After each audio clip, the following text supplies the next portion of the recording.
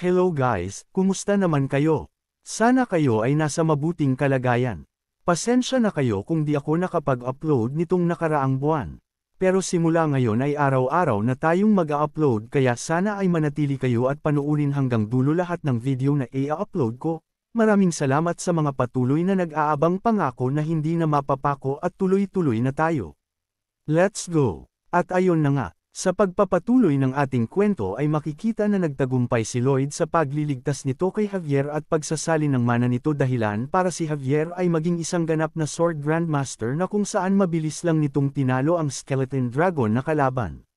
Samantala, makikita na dahan-dahan na nabubuo ang Skeleton Dragon at ito ay sadyang plano ng ating bida para damanhin ang katawan nito. Matapos noon ay may mensahe na nagsasabing ang pagdamana nito ay kanya nang nakomplito at tinatanong siya ng messenger kung gusto ba nito na alisin ang naka-attach na kaluluwa dito. Nanlilisik mata at tila may plano ang ating bida na sumagot ng oo. Makikita na mabilis naman agad itong nakapasok sa loob ng katawan ng Skeleton Dragon. Sinabi ng messenger na ang kamalayan lang ni Lloyd ang na-teleport sa katawan ng dragon, kung saan kailangan niya talunin si Targa para ma-obtain ang Skeleton Dragon. Dito rin ay napagtanto ni Lloyd ang ginawang pag-transfer ni Targa ng kaluluwa nito bago pa man siya tuluyang mapaslang ng Reyna. Maya-maya ay napalingon ito sa kanyang likuran, kung saan nakita niya si Targa na nakaluhod. At ito ay nagsalita, na tila ikinabigla ng ating bida.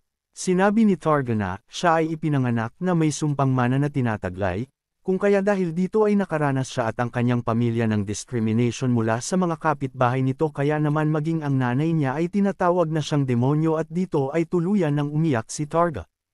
Habang patuloy sa pagsasalita ay makikita naman na tila naaantig ang puso ng ating bida sa mga sinasabi nito. Pero joke lang pala, dahil tinawag nito si Targa kaya naman napalingon ito sabay sabi ng ating bida na, ano naman ngayon?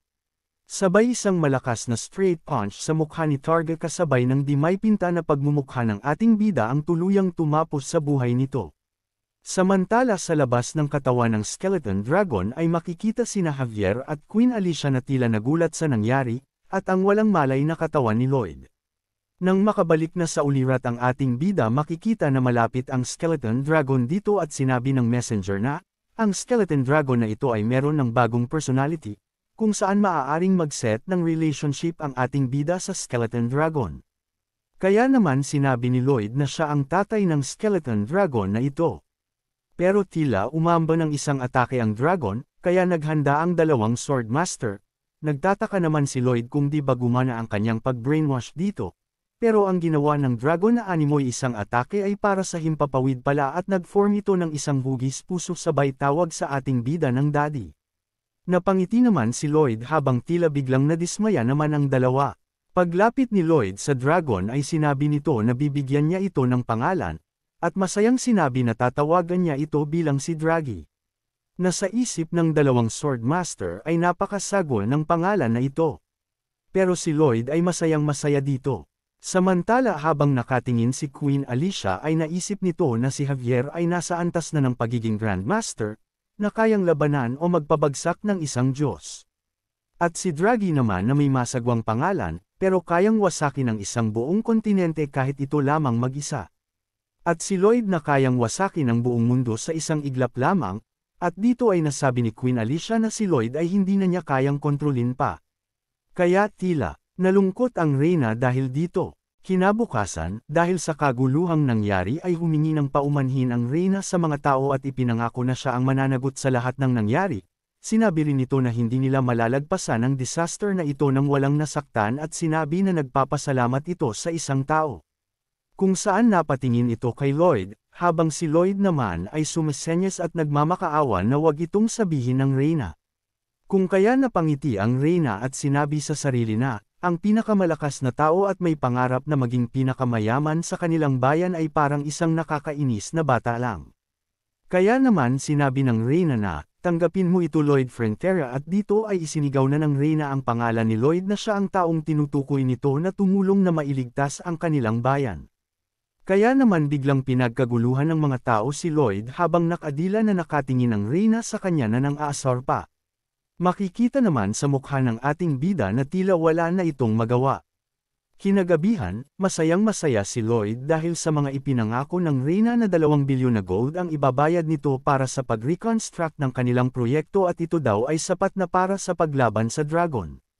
Di naman nagustuhan ito ni Javier dahil sa muntik na silang mamatay dahil dito. Pero ang bida natin ay walang pakialam dahil di pa rin naman sila namatay at yun ang mahalaga. At ang gold na matatanggap ay hindi lang para sa pag-survive nila, kundi ito ay sapat na para mamuhay na parang isang hari dagdag pa ng ating mukhang pera na bida. Maya-maya ay iniba ni Javier ang usapan at nagtanong ito kung si Lloyd ba ay isang Diyos o kampa ng Diyos. Na tila ikinabigla ni Lloyd ang tanong na iyon, pero sinabi ni Javier na, siguro ay hindi naman ito isang Diyos, dahil kung isang Diyos nga si Lloyd ay di nito bibigyan ng pangit na itsura ang kanyang sarili. Kaya halos lumuwa na ang mata at lumabas ang mga varicose veins sa mukha nito sa galit. Pero seryoso at muling nagtanong si Javier kung nasaan na ang tunay na Lloyd Frontera. Patay na ba ito? Napatahimik si Lloyd at sinabi na, hindi nito alam, dahil mula nang dumating siya ay ganito na ang kanyang nadatnan. Nagtanong ulit si Javier kung ang ibig sabihin ba nito ay hindi nito pinili na i-take over ang katawan ni Lloyd Frontera na sinagot naman ng ating bida na oo hindi niya pinili dahil kusa lang iyong nangyari. Matapos nun ay agad na humiga si Javier. Kaya sinabi ni Lloyd na hindi man lang ba ito makikinig sa mga sasabihin pa ng ating bida. Sinabi ni Javier na halata naman sa mukha nito kung nagsisinungaling ito o hindi. Kaya napatahimik na lang ang ating bida. Matapos nun ay may biglang kumatok sa kanilang kwarto. Agad naman itong pinapasok ni Lloyd. Ito ay may mahabang buhok at bigote. Sinabi ni Javier na wala itong nararamdaman na mana kaya sinabi niya na isa lamang itong kaluluwa. Nagpakilala ang lalaking ito bilang Dragon Ant Aqueous at siya ang original spirit ng skeleton dragon na tinalo nila Lloyd. Tinanong ni Lloyd kung ano ang kailangan nito sa kanila. Sinabi nito na inuutusan niya si Lloyd na magpunta sa purgatorio para ibalik ang original nitong kaluluwa. Pero biglang humiga si Lloyd na tila walang pakialam sa sinasabi nito. Kaya naman iyak malala ang dragon spirit at sinabi na, makinig ito sa kanya.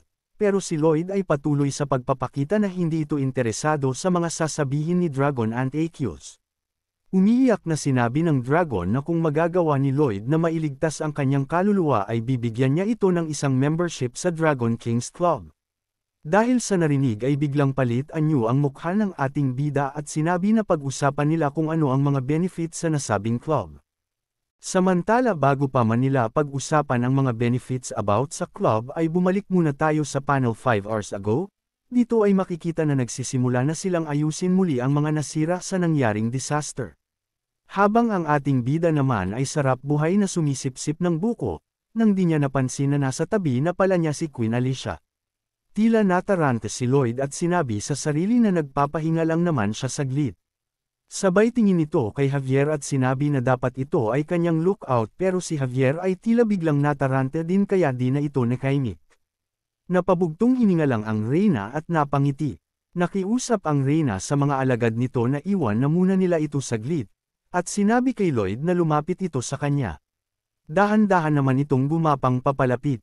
Habang gumagapang ay tinititigan ito ng Reyna at naalala ang ginawa nitong paghampas sa puwet ng ating bida. Naiisip nito na tila ang sayang hampas-hampasin ng puwet ni Lloyd pero makikita na pinipigilan nito ang kanyang sarili at sinabi sa sarili na kung gagawin man niya iyon ay maaaring maging katapusan na ng kanilang kaharian kung kakalabanin niya si Lloyd.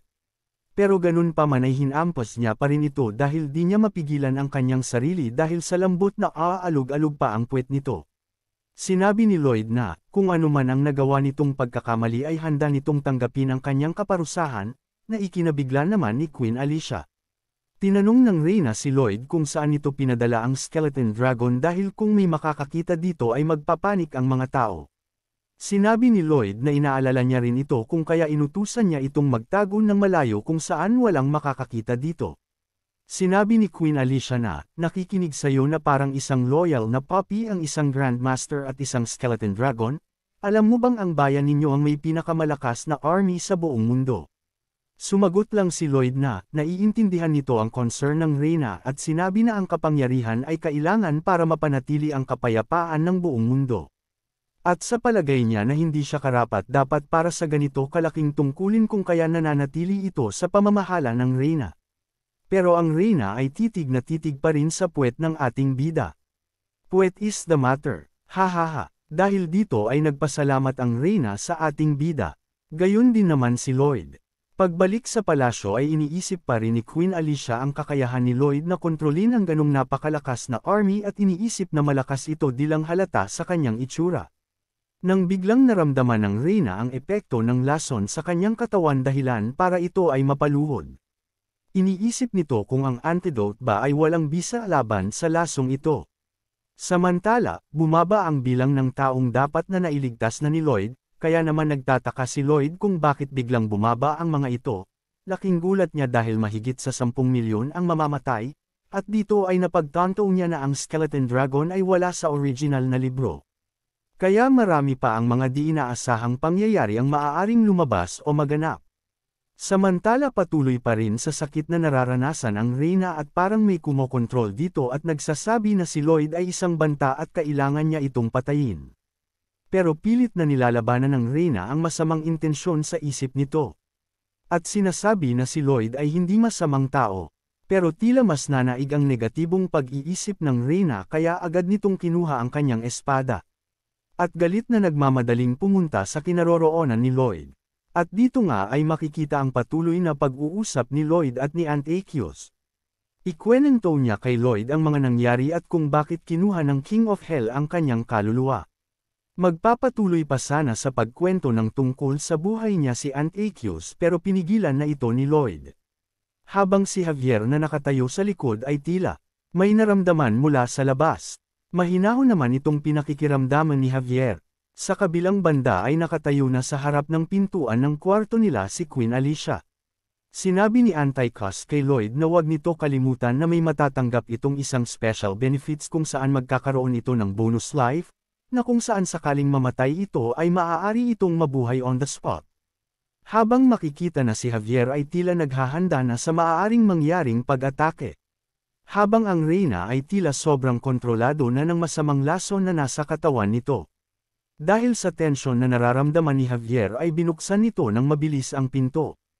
Pero wala itong nakita na kahit na ano. Tinanong ni Lloyd kung ano ang nangyayari. Sumagot naman si Javier na, wala, akala niya lang na may nararamdaman siyang kakaiba. Makikita naman ang Reyna na takang-taka sa kanyang sarili. At sinasabi kung ano ba ang iniisip nito. Habang si Lloyd naman ay nakikipagkasando pa rin kay Aunt Achios. At sinabi na bigyan niya ito ng spell kung saan masisigurado niya na makakaalis siya sa loob ng purgatorio. At magsagawa ng isang panunumpa na, kung hindi nito matutupad ang kanilang napagkasundoan ay siya mismo ang wawasak sa kaluluwa nito. Kaya dito ay pumayag na si Aunt Achios at nag-umpisa na itong manampa. Pagkatapos ay iginuhit sa palad ni Lloyd ang magsisilbing spell para makalabas mula sa purgatorio. Matapos na makapagbigay ng instructions ni Aunt Achios, ay mabilis nito na sinabi kay Javier na pupunta na sila sa purgatorio. Pagbukas ng portal ay sinabi ni Javier kay Lloyd na ang kanilang pupuntahan ay isang purgatorio at sana naman ay hiningi muna nito ang opinyon ni Javier. Pero tila dismayadong sinabi ni Lloyd na, sabi niya ay pupunta sila kaya kailangan kasama siya kahit pa nasa purgatorio ito. Sabay biglang talon ni Lloyd sa portal. Kung kaya wala na ring nagawa si Javier kundi ang sumunod sa kanyang master. Dahil sa pagdating nila Lloyd sa purgatorio ay nakatanggap ng isang notification ang mga demonyo dito. Hanep high-tech na rin pala sa hell. Hahaha, ang mga demonyo dito ay iisa lang ang kanilang mga naiisip kung saan. Sinasabi nila na ang Hell Greatest Singer ay dumating para magbigay ng isang concert sa kanila. Samantala makikita ang isang tumatakbong unanong kaluluwa na tila takot na takot ito. Pero siya ay natagpuan ng dalawang demonyo. Kaya naman hinuli nila ito dahil sa ito ay may balak na tumakas para sa Hell Judgment, balak pa sana ito kainin ng demonyong nakahuli sa kanya. Mabuti na lang at may dumating at ito ang Greatest Hell Singer na ating bida, maging ang maliit na kaluluwa ay sobrang natakot sa pagmumukha ni Lloyd. Galit naman ang demonyo na sinabi na kahit na si Lloyd ang Greatest Singer, ito ay isang tao lamang. Pero dahil doon nakatikim ng sampal di pala ang demonyo na ikinahimbing ng tulog nito.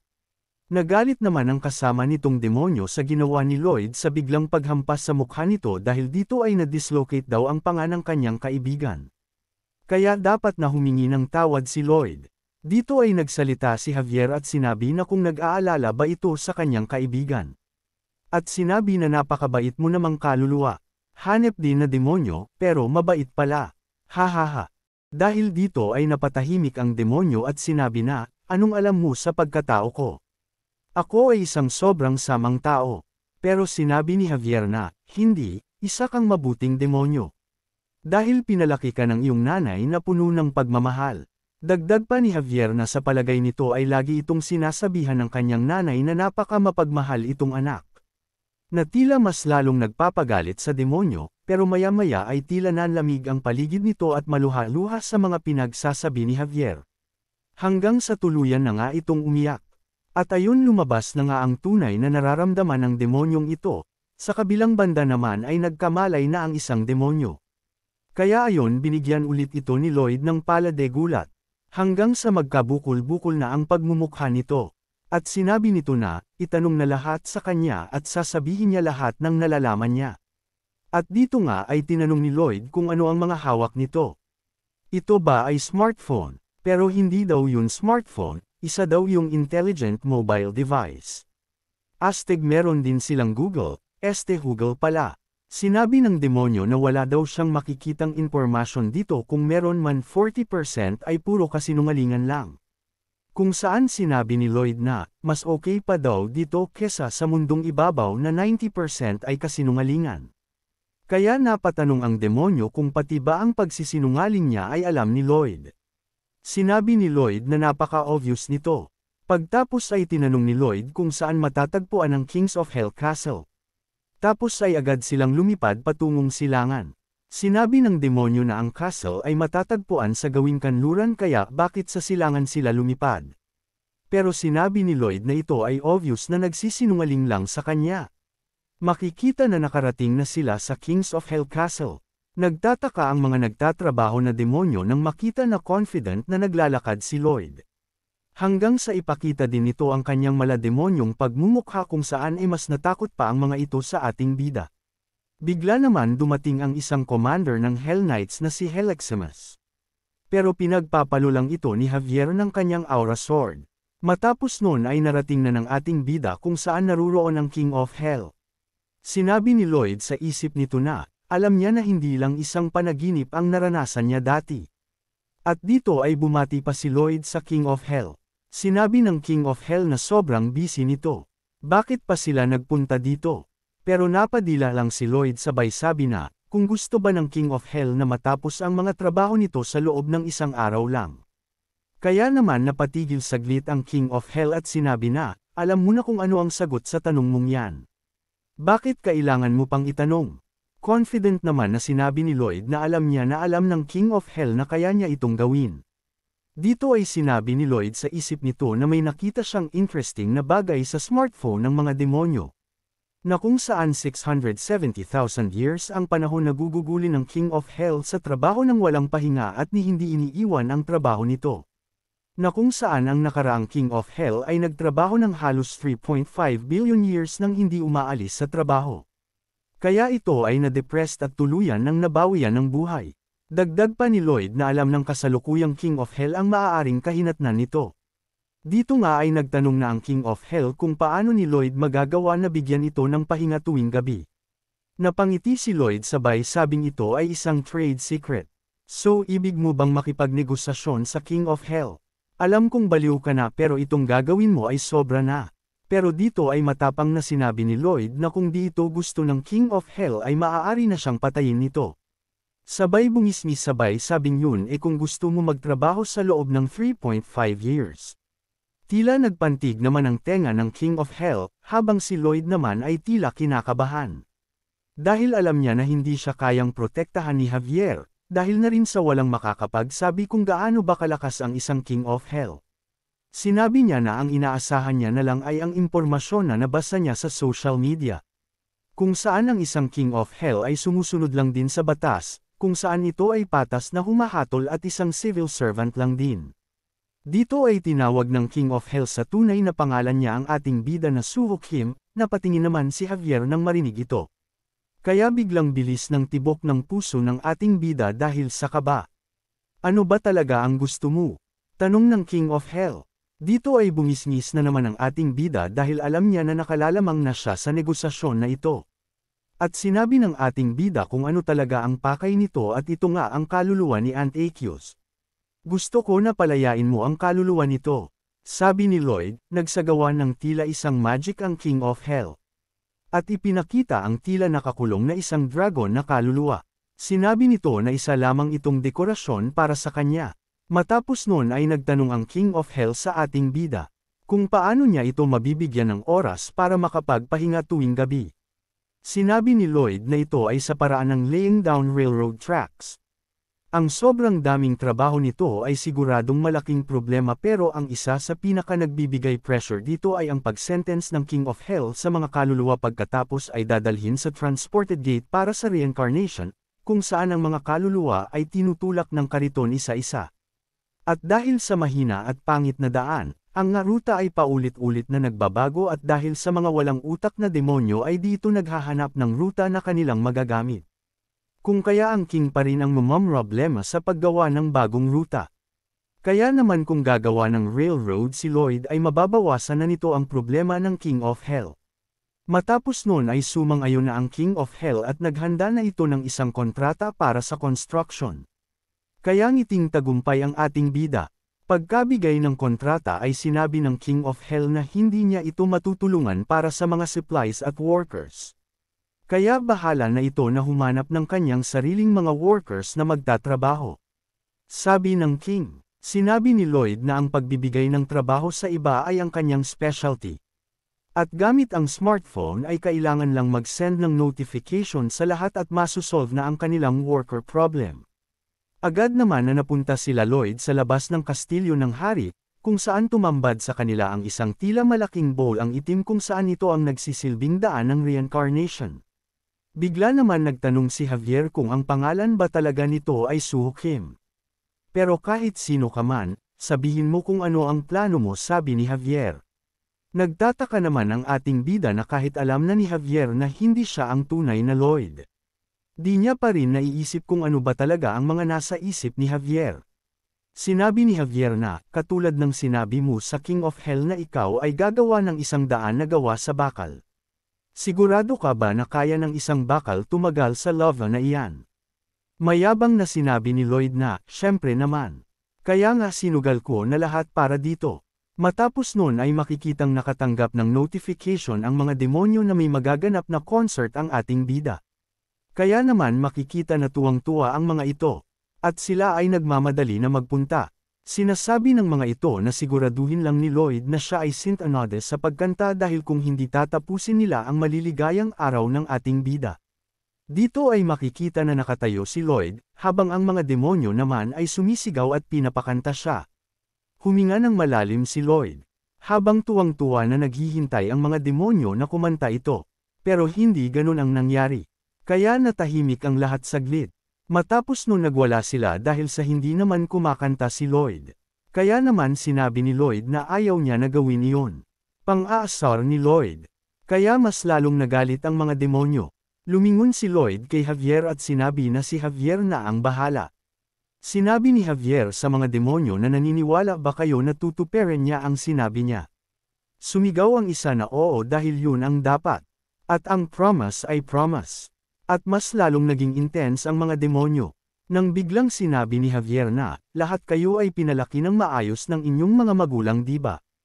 Tila biglang naantig ang puso ng mga demonyo. Pero patuloy pa rin na pilit na pinapakanta nila si Lloyd, samantalang ang iba naman ay naguguluhan at hindi na alam ang kanilang dapat gawin. Habang si Lloyd naman ay tuwang-tuwa sa pang-aasar sa mga demonyo. Galit na umiiyak ang mga hinayupak na demonyo habang si Lloyd ay pasayaw-sayaw lang at patuloy na inaasar ang mga ito. Habang sinasabi sa sarili na, sige magalit lang kayo, hanggang ang mga blood vessels ninyo ay mapuno ng galit sa akin at pagkatapos lahat kayo ay magiging libreng manggagawa para sa akin. Maraming salamat sa panunood.